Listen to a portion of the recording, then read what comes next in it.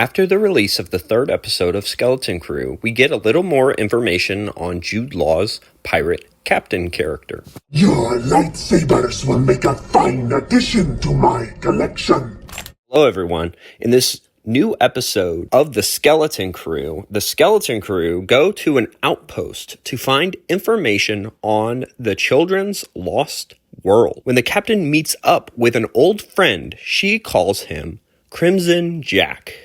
To many people, this may feel like a throwaway line, but to fans like me who love the original 1977 Marvel Star Wars comic run, this may stand out to you. Crimson Jack was a famous pirate from that said comic book series. Crimson Jack began his career hijacking spice shipments in the Outer Rim. Jack would capture many vessels in his time of piracy. At one point, after the rebels stole the Death Star plans in the battle, an Imperial cruiser escaped the battle with a damaged reactor. Jack and his crew would come across this vessel and attempt to capture it. A small amount of Imperials would attempt to fight off Crimson Jack. With his pure sex appeal and his ability to like the video and subscribe to the channel, Crimson Jack and his gang were able to fight off the stormtroopers and TIE fighters and take the vessel. After this battle, Jack and his gang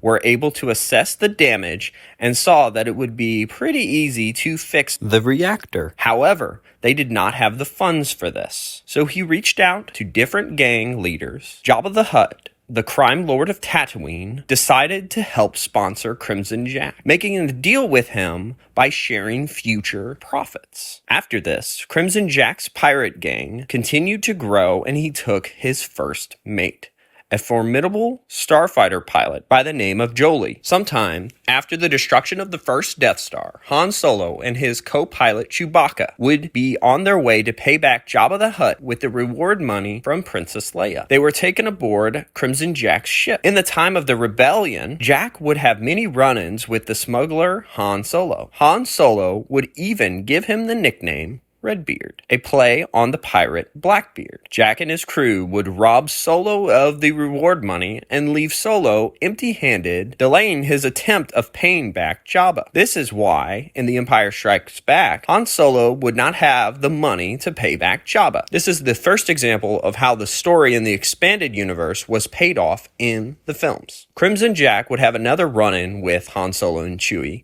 but this time Leia and Luke would be pulled into it. On her way to save Luke Skywalker, Princess Leia Organa was kidnapped by Jack and his gang, holding her for ransom to the Rebel Alliance.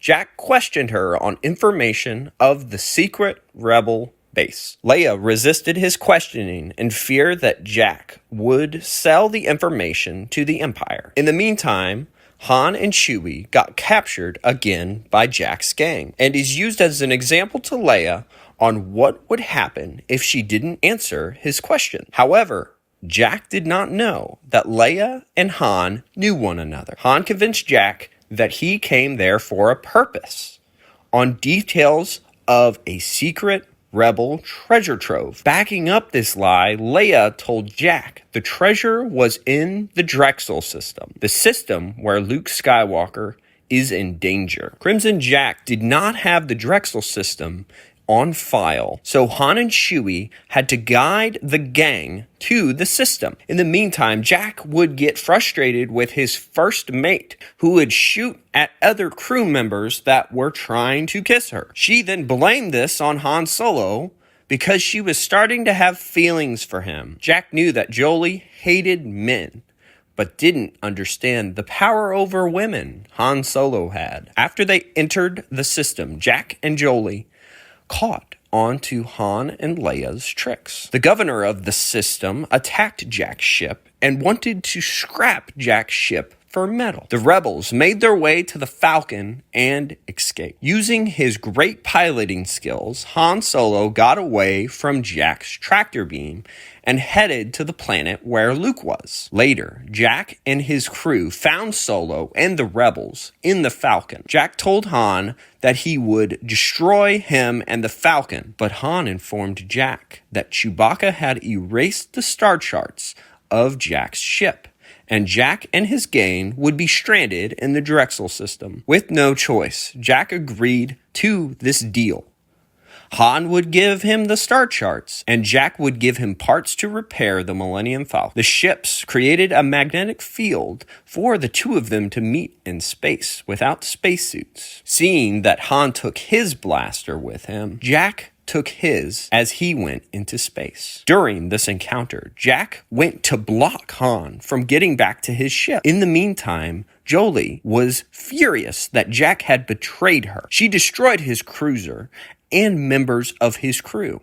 Mourning the loss of the pirate crew, Crimson Jack saw Han Solo emerging out of the smoke. Jack drew his weapon to kill Han Solo, but Han was quicker than the pirate. Crimson Jack was killed immediately, being shot in the chest. This was the end of Crimson Jack and the Crimson Jack pirate game. This would not be the last time we would see Crimson Jack in the Star Wars publishing world.